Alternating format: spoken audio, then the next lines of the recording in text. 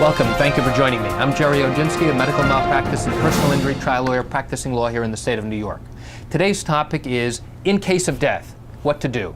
This video clip is based upon a series of articles I've written in the event that someone you love has died. What do you do to determine whether or not there's a potential case here, and what are the first steps you should take?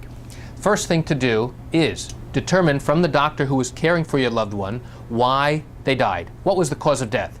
If an autopsy was done, we're able to determine from the autopsy what it was that the person died of. And we can use that later on to backtrack to find out what actually occurred in order to cause this person's death.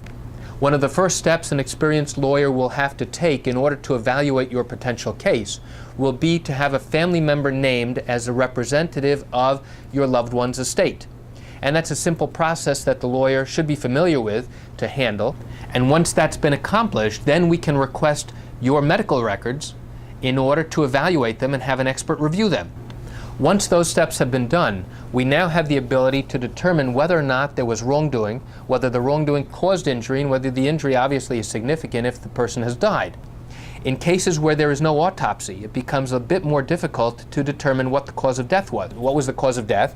Cardiac arrest or pulmonary arrest? All that means is that the person stopped breathing and that the heart stopped. That doesn't tell us exactly why those things occurred. And that's why it's sometimes more difficult to determine exactly the cause of death when there is no autopsy.